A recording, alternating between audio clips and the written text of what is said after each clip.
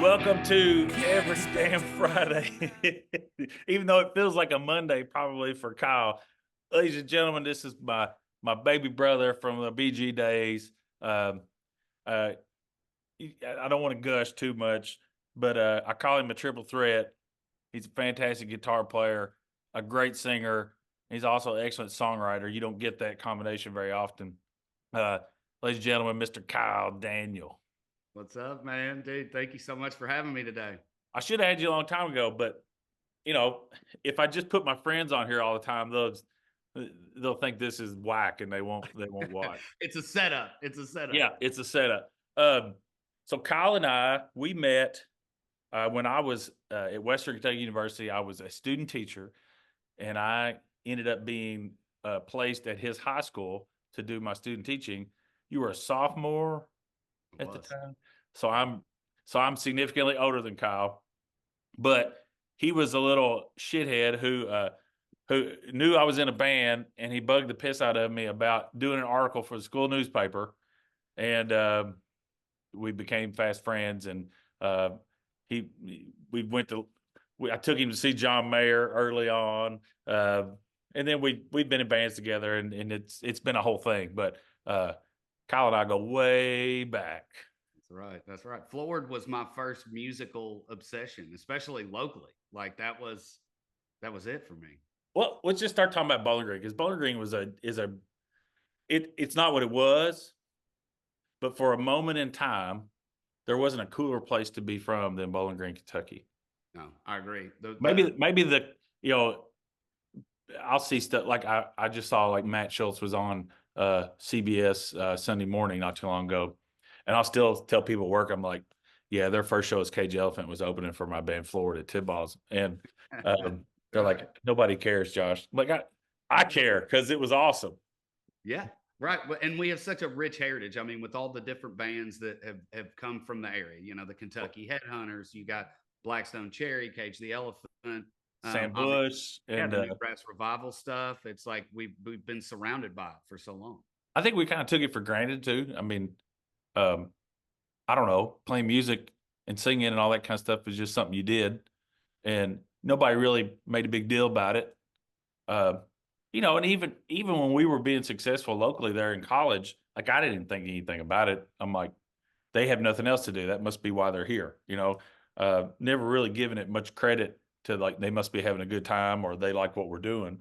But you early on, like I feel like it wasn't just a thing that you just to go have fun. Like you kind of had the drive from the beginning, like with the blues contests and all that. So kind of tell me about, we don't have to spend a ton of time on it, but how did the whole music thing start for you? My parents, it's funny now that I've got a little one that's into music, starting to sing, and you kind of hear these stories that you're like, oh, well, you were, singing into a karaoke microphone and you had a fiddle and you had this and blah, blah, blah, blah, blah. And you don't really think anything of it until you kind of see it reenacted in your own. And so my parents always said, that I was drawn to music from an early age, that I would sing, and I always wanted to entertain, whether it was in front of the family or at a party or at one of my old man's bluegrass picking parties.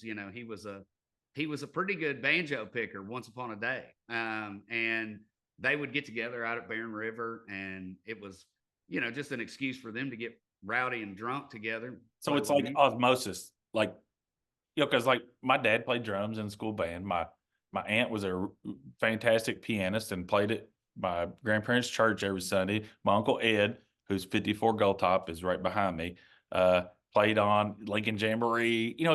But music it wasn't like, I don't know, it wasn't the first thing that came out of their mouth, right? It just kind of happened, and you just start doing it too.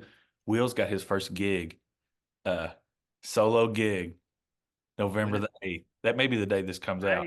That's what, next Thursday or Friday? Next Friday. I canceled a show so that I wouldn't miss his first show.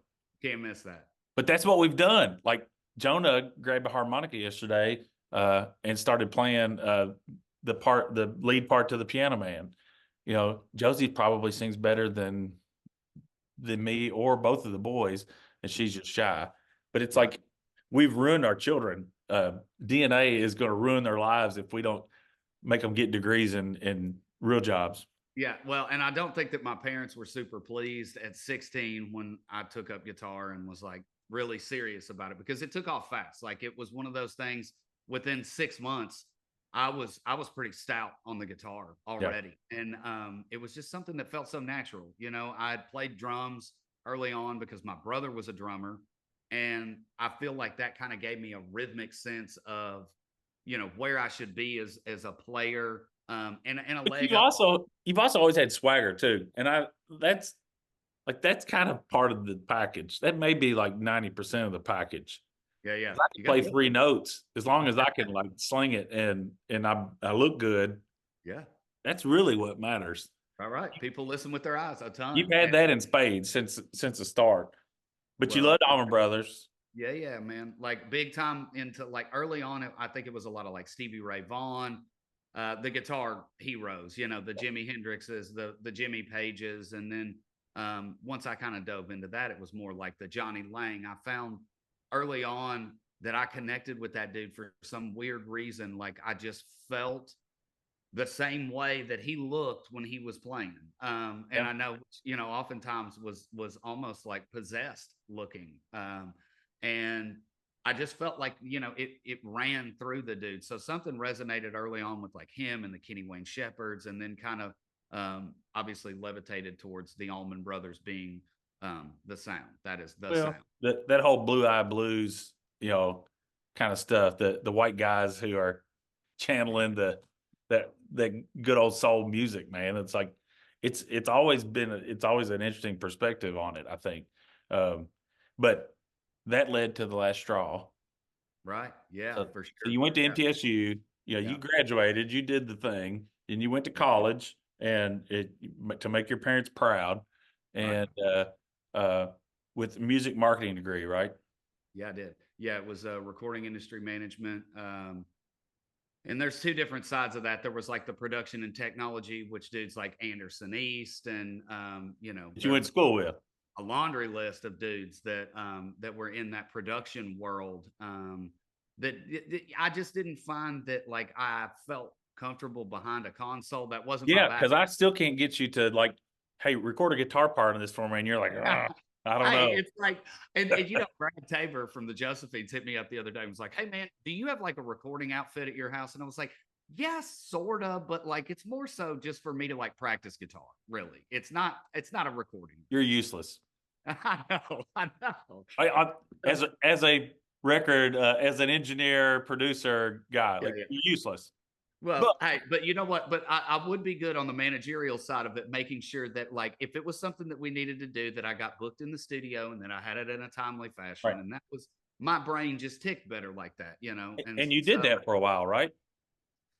pseudo management. I did some tour management stuff. I worked merchandise when I decided that when the last straw kind of dissolved and I decided that I wanted to start using my degree and see what I could get into in the business. I started working merch for Vintage Trouble. And that was when we toured with like the Cranberries and we did the Who Quadrophenia tour. And like I got to see some really cool stuff with those dudes. And that doesn't suck. No, it was awesome because it was tour bus tour. It was fly dates. They were flying us everywhere. We were in a bus. Like it was comfortable. It was pretty easy gig for me. But I took it really serious. Right. In anything that I do, I always like want to be a part of it and like really lean into something. So I would wear like a suit and a tie and a hat and like really go for it. Even when they were doing arena tours, like I would still dress up on a nightly basis just so I like looked a part of the brand, and Right. I love those things. Well, and you and we kind of skipped over last straw, but obviously that was going out, kind of banging it out on the road and all that kind of stuff. But eventually, you're like, I got to do my own thing. Right. Yeah. Yeah. The last straw was, it was a college band. That was exactly what it was. We more often than not, like we had a good time. We were always a good time. Anybody that was ever around always had a real good time, and then and sometimes too much of a good time. But you know There's how a that reason goes. why I didn't go on tour with Florida as much as I That's love you know how those, that goes. Right. 200 days with those guys. Like I was a bad example for them too. Like, it was, yeah. It's part of it. And you know, it's funny during the last straw days, I was telling somebody the other day, Zach Williams, the Christian artist. Yes. Uh, so back in the day of the last straw, you know, the times that he sings about as a Christian artist now, kind of being down in the dumps and like not, you know, being who he should have been, sort of stuff. I was standing right next to the dude. And I understand that he was probably battling demons. I didn't feel like at the time it was that bad, you Right. know.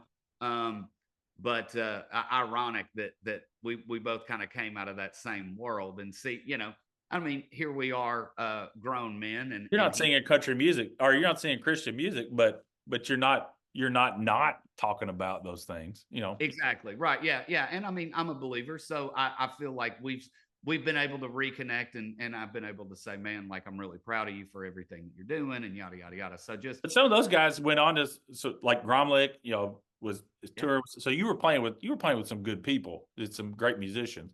right, yeah, with Pierce. I mean, you know, Pierce is now the barbecue guru, Yeah, but once he upon a loves time, you know, he loves butts, and he he loves cannot lie. butts. That's right. Yeah, yeah, yeah. Yeah.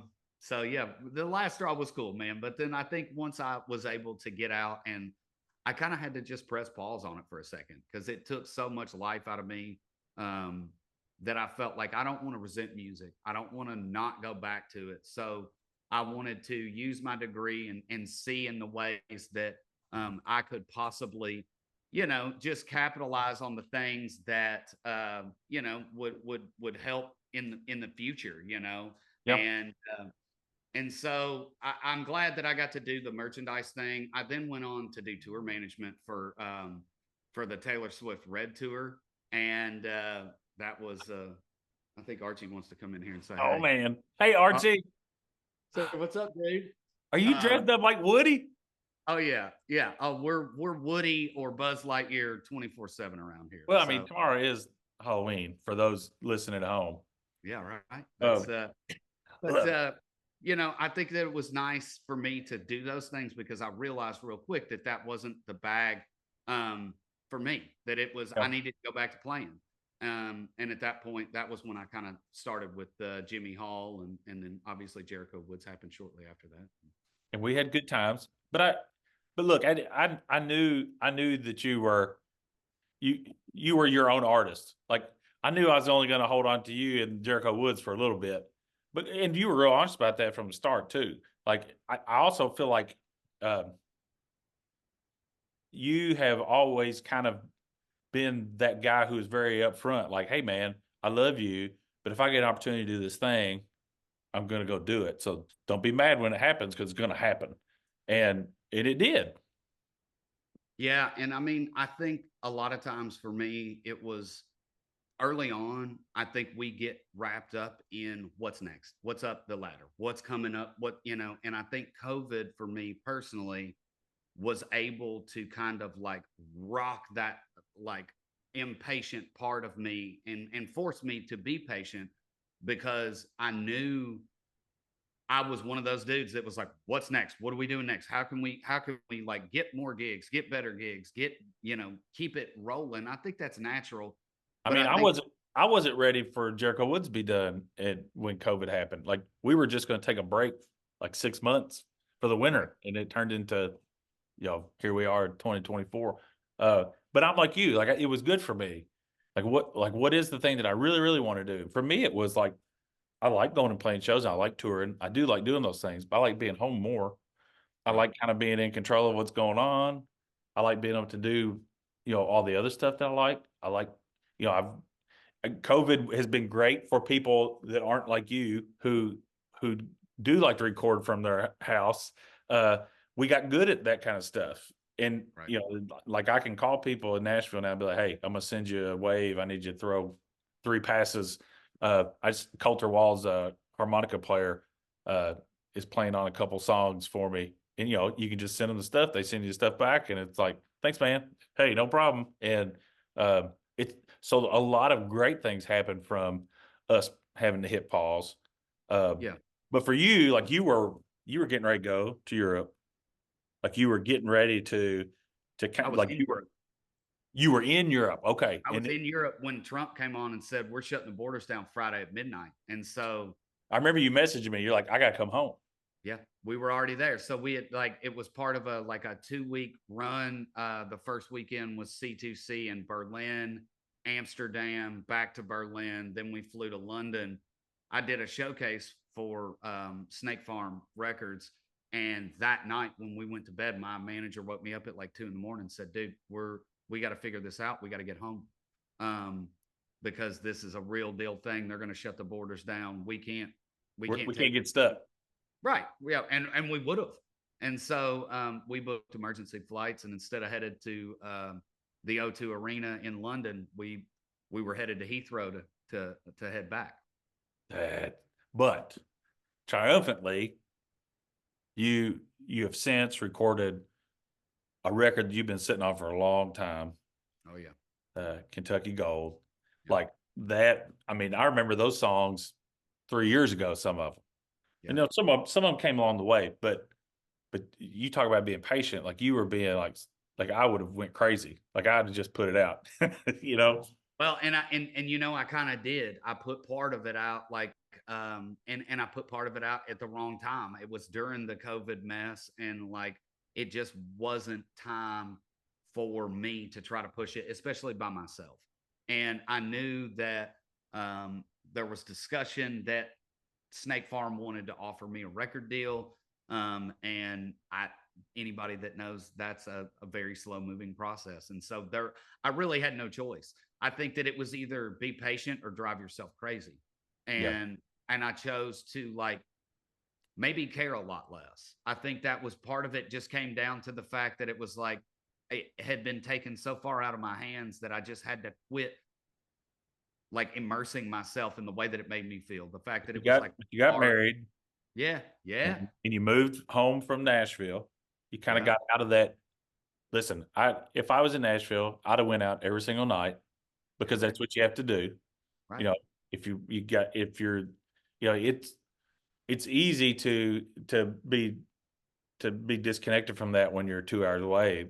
But when you're there, it's like I can't imagine not feeling like you have to, honey, sorry, I got to go do this thing. Right. Or, And that, you know, that you only get so many of those passes before it becomes like a we need to have a discussion sort of thing. And so as a bachelor, Nashville is awesome. yeah, Nashville was like super beneficial for my career. However, it was like it was kind of a last ditch effort. I hit somebody up when I had this record because I couldn't during that time. I couldn't get anybody interested in it because everybody was only worried about what they had on their plate. right. So They weren't adding anything because it was a terrible time to add stuff. right, they were trying to take care of the people that they had, and I think that for me, I had sent a message to somebody that I went to MTSU with that I knew had worked in the business for a long time. I knew she understood who I was, kind of like the style of music that I did, and this, that, and the other. And I said, hey, could we do a breakfast? And she agreed to it. We talked, and I kind of told her my situation. I said, look, like I'm getting to the end of my rope. Like this is I'm gonna have to figure something else out. If this is not gonna work, if nobody's interested in this, if it's like if I've missed my window, then I really need to kind of just like know that and move on. But if is there anybody that you know that would understand this and that would get this? And right away she said Brad Turcott. And Brad worked at UNG for a long time. He was the head of marketing over there and has since gone on to do some other things and is now managing like Ali Walker and a couple different acts. And the dude is, I worked with him with Claire Dunn, as a matter of fact, Okay, because he okay. was doing marketing stuff for Claire. And I didn't know that at the time, but then she had kind of passed me over to Brad. Brad like immediately sunk his teeth into what I was doing. He was a believer and a champion of mine, and he was the guy who kind of reconnected the dots because he does a lot of international stuff. He reconnected the dots with Snake Farm. That kind of like got everything flowing again and put And man, look, we've talked about this at length over and over again. I think Americans don't know how good they have it. Uh, they don't know how easily they can access great music in their town or in the larger city close to them every single night, and really just kind of take it for granted. But you go to Europe, and they're like, like I don't know who you are, but let's go. Like, Right. or I've only heard one song and I heard it on Spotify, but I'm going to come out and check this because they're from America and they're the real thing, and I want to see this, and they're starving for it. Yeah. And Yeah. there is no scene like our scene. Like I was on a podcast the other day, and he was like, man, he goes, I love Kentucky music, and he said you are so lucky, and I'm like, well, but a lot of people here don't even like. There's still people that we see every day who don't know who Tyler Childers is, right? But Right. but he was like, all we have, and he said, this is no knock on these people. I like Morgan Wallen fine. Like I like those. I like modern. I love Lainey Wilson. Like I love all that music that's on the radio. Um, but he's like, that's all we have is like cover bands playing Morgan Wallen and that kind of stuff. They bring in um, um, like Mechanical Bulls when they have country night. Like they're like kind of like they're trying to create that country feel, Yeah. but it's not authentic to them. And so when you show up and you're Kyle Daniel and you're like, It's yeah, I'm a rock and roller, but I'm from Bowling Green, Kentucky. I have Longhorn cattle. It's like yeah. they're like, oh my god, like this is a real thing. Yeah, yeah. Right.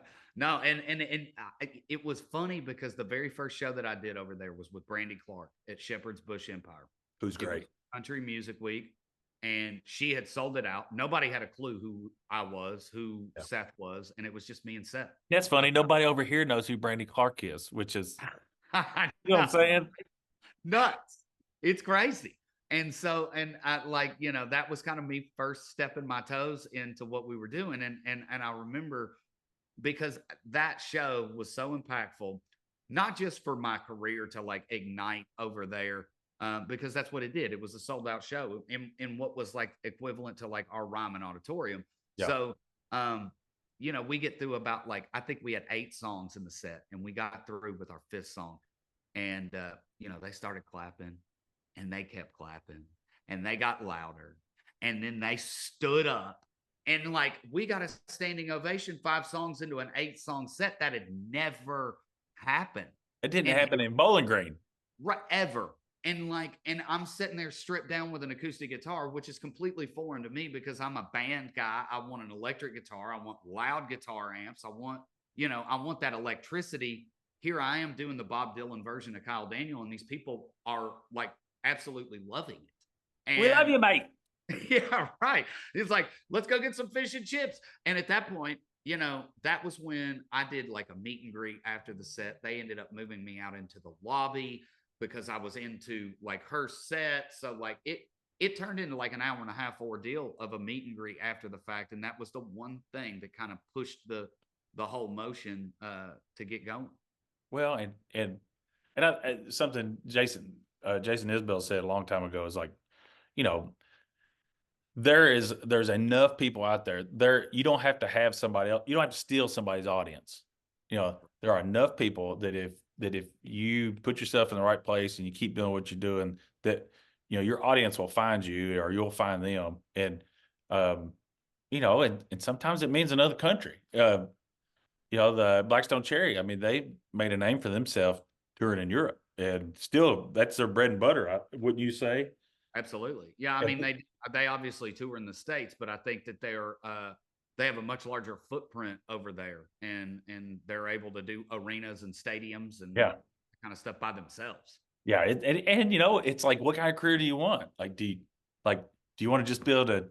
I mean, how cool would it be that you spend half your year in Europe, playing to friends and family? It's so I think another thing that COVID has done is make everybody look at their career and say, what do I want it to be? Right. And for me, it's like I want to keep writing songs. I want to have shows at my barn. I want to I want to do that kind of stuff, kind of on your own terms. And it's Right. okay if I don't ever see the same kind of success that I saw, even with Jericho Woods. We had a lot of great stuff going on. If I never ever reach that, I'm okay with it. Um, but with you now, like, what's the next step? Because you just got back from Europe this summer. Yeah. Yeah, I think that and that trip was huge, dude. Like, I mean, that was the Long Road Festival. I played at 3 o'clock in the afternoon, and like 8 thousand some odd people showed Yeah. up, an afternoon set. And then I played the after party, and it was equally as packed under the tent, just as far as you could possibly see. It almost was unbelievable, you know. And I put pictures on my social media just to maybe even remind myself, like, that's the force that they bring when you're doing those bigger festivals and stuff like that. You know, obviously when you're playing a 350 cap room, only 350 people can get in there. But when they come out in, you know, just packs like that for a festival, it really makes you kind of back up and go, okay, like I've made an impact over here. So like what do we do next? And how do we do this? You know, so vinyl is about to finally come out for Kentucky Gold. And I know that we're already looking at next year. I know Country to Country's in March. There is some discussion about some different opportunities, some cool things that I may do from like a headlining perspective to put Kentucky over there, because you're right, man. Like it's funny when you go to those festivals and stuff to see the you know, Wranglers and the cowboy hats and the boots, and like, you know, They're appropriating our culture. absolutely, and they love it. And it's just I think the more cowboy cowgirl they can get, the more they eat it up. And you know, people like Lainey Wilson, obviously, who kind of put fashion and music together in one big ball, have helped kind of create a movement over there as well, that like the girls love the bell bottoms and Yeah. the in the cute hats. And you know, it's and the You're no dude, you're no slouch. yeah, there's definitely You things bring that the heat with the turquoise and the I try, you, because it's got, you got to have some sort of like patented mark of some yeah. sort. You know, I feel like I've kind of levitated to the Canadian tuxedo with a hat, and turquoise has kind of been my thing. It's and it's authentic to you. I mean, that's very 70s rock, very Allman Brothers. Like Yeah, it pays homage to your heritage. right. Yeah, without being too much of a shtick. I think that's the thing, that there's a fine Well, line between being a anytime I see you, you're wearing that. It's not a suit of clothes that you put on just to go play. right. And there's nothing wrong with doing that. Like I love the Red Clay Strays, and Brandon, the lead singer, is always like, you know, he's G'd up, Yeah, and I yeah, appreciate that. But then we've also known some people that play dress up, and that, you know, and that ain't cool. right. Um, but no, I feel like, and maybe that's been, you know, we've talked about it a lot over the years too. Like where when you've tried to do some country stuff, like more like traditional country stuff, I'm like, damn it, Kyle, like you are a Southern rock god. Like, what are you doing? But if you take 1,000 foot view, like you're more country than a lot of people I've played with over the years, just culturally.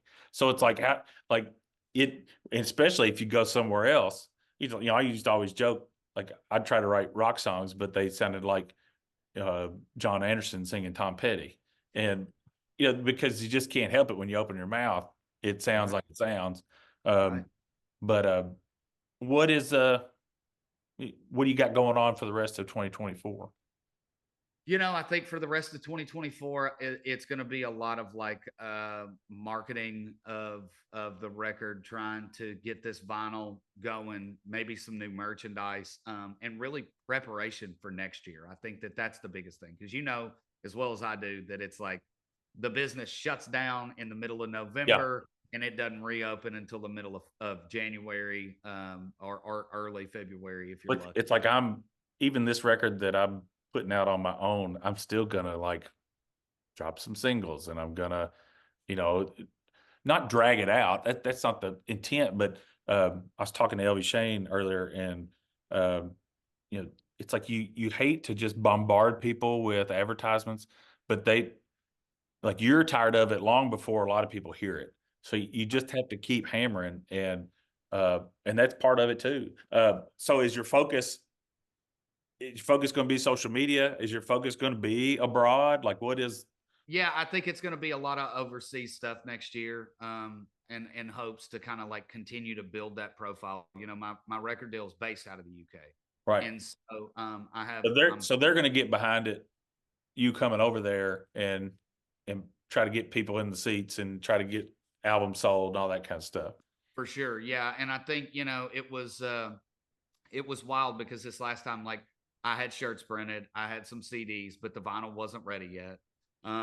So it's been a little bit of a stop go, kind of hit the gas, hit the brakes sort of thing, in a lot of different scenarios. But it's all starting to kind of come together, and I think that because it is overseas, it's not Austin, Texas. It's not a weekend run in Texas, so you can't do it a month out. Like it's something Right. that has to be pre-planned. You have to kind of like Yep. really weigh out the options because it's expensive too. It can cost you up to $2,000 per person to just get over Yep. there, and You can buy tickets right now for $780 round trip there you go. for And right February. for But right for February or yes, March, something like yeah, that. not for next week. No, not for next week or tomorrow, like I had to do in my emergency flight situation. You don't want to know how much those were to get. Uh, But it's when yeah, you just swipe it. yeah, right. Yeah, I'll pay for it later. We'll just and it ended up wiping out the majority of the Kentucky Gold record budget right out of the gate that year. And so that was really kind of a buzzkill. But I picked myself up, kind of kept it going, and here we are. Because I think we're going on 5 years at this point that happened, and it's weird to think that it's taken me that long to get this record out, but I also know like right place, right time is Well, definitely a big and deal. that's something people. So the stuff the record I'm getting put out. I've revisited a bunch of old songs, and it's like like there's a bazillion people who didn't hear what you put out on the EP, and it's Right. old to you, but it's new to them. And I don't think you have to. I don't think there's anything wrong with going back to that well and going, you know what, this is a good song. This fits where I'm at right now, and let's add this. And I don't know. New fans are always exciting Yeah, for because sure. And you never know. they'll go down the rabbit hole. Right, right. And you never know what song's going to catch somebody, right? You never know which song's going to hook somebody, and then they do go down the rabbit hole that they find like your very first single, and You're then like, then they damn, I got to play that song again. You know, I know, right? I I wrote and that song about someone else. Right. And the one thing that I've found to be different about the UK audiences and in Europe in general, is those fans um are not just come see you once and like maybe buy your t-shirt or buy your CD or whatever. Like these people come out as super fans. Yeah. And they're sending you home with, gifts for your kiddo and your wife and like, and just they really If I'm care. being honest, I used to give those people a hard time before, but when it was over, like those were the only people that were still reaching out to me. Yep. Oh my God, they're here again. Yep. But that's what I wanted. Like I Right. wanted the people that came every time. And Right. Here and here you feel that way. But I think yeah, that when you go to a foreign land and you're just so excited to be there to begin with because it's so cool, like going abroad, just no matter what, whether you're yeah, playing music or just going to, vacation and do your thing. But you have a different appreciation because they're not gurmy like a lot of times that they are here. They're very respectful of the way that like they go about things yeah. and will like ask you to sign CDs and pictures and Well, I'm excited about trying to get over there myself. So to do it. it's Ready to do it. it's definitely bucket list stuff. And you've done a lot of bucket list things. You've played stadiums. You've played with some of your heroes. Uh, you know, it if it all ended today, if you had got to that point where you're like, you know what, I'm gonna hang it up. Like you had done so much stuff to be proud of, even up to that point. So I think now that you have a child, now that you're married, now that you have a home, I think you're closer to your parents, and the farm and that kind of stuff is more important. Kind of like the situation I'm in too. It's like it gives a whole lot of balance to uh at the end, like you think this song that you're writing is the most important thing in the world at that moment, and then your boy comes in and dressed up like Woody and it wants the color. And you're like, this isn't such a big deal after all. And um, while it is still important, I think we want to do this for our life. And sometimes maybe that means not doing it for your living, but I'm afraid the world is stuck with Kyle Daniel for a long time. I and hope probably so. Josh Mitchum too, just because. I know that's right. We ain't going nowhere. We No, proved that. Hey, if we can survive Jason Gregory in the Tin Balls days of the early 2000s, I think we're okay. oh, got a lot of stories that can't go on podcasts. That's right. That's right. But you can ask us at shows when we play if you want to hear Anytime. I'll all those gladly stories, divulge any give you all information. the details. Well, Kyle, hey man, thank you for being on here. You're one of my best friends all time. Uh, I feel like anytime something big happens to you, um, we're both real quick to message each other, and you do the same thing when something big happens for me. I know I can count on you, and I'm glad you're one of my brothers. Well, likewise, dude. I love you to death, and thank you so much for having me. All right, guys, go check out Kentucky Gold right now. It's streaming on all the platforms. There's tons of content out there of Kyle if you want to check out some of the stuff from Europe that he was talking about. But keep your ears and your eyes open. Uh-oh. Is that a preview of the vinyl? Here it is. I'll give you my address. I know. I gotta get you one. I'll Venmo you. You can send it my way. Uh, but guys, thank you for watching Every Damn Friday, and thank you, Kyle, for being on here with me, brother. Thank you, man. All right.